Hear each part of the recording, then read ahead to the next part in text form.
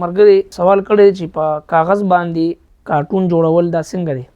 نو دا مسله ذهن کې ساتل پکار دی چې د جاندار سیز تصویر او کارټون وغیرہ جوړول دا ناجایز او حرام دی.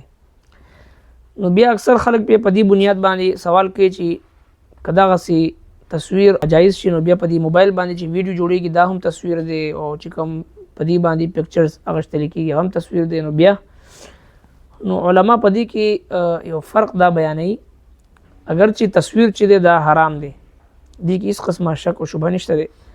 البته د دې ډیجیټل کیمرې والا ویډیو او تصویر چې کوم دی د دې په باره کې بعض علماء کرامو دا رائے دي چې دا چونکې په باقاعده طور باندې په یو کاغذ باندې نقش نه وي او باقاعده طور باندې د دې وجود نه وي څرنګه چې په دې موبایل کې یو عکس او پکچر او تصویر وي یا ویډیو وي خو چې دنه دا موبایل مات کی او دا کولو کی یا مات کی یا کولو کی دنه پکې نه هغه د شعاع په صورت کې وي هغه د نقش په صورت کې وي. نو لہذا د دې سنه گنجائش یو حد پوری به طور ضرورت شته. دا د جواز چې دی علما چې دی هغه بعض علما دي جواز قائل دي.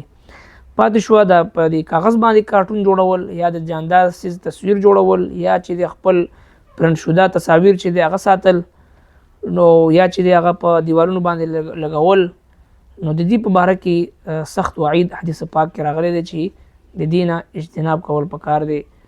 دوه جهان سردار مبارک فرمایي چې په ورځ د قیامت سخترین عذاب او سزا چې ملاویږي هغه مصورون تصویر جوړون کې خلکو ته ملاویږي. یعنی تصویر چې کوم جوړیږي او هغه ځکه قرار نسی هغه په دیوال باندې لګول شي دا یو جسم وي دا یو وجود وي پاتې شو چې د کم سیز دا وجود نشته دی نو د دې سنه ساده پورې گنجائش وي. جزاکم الله.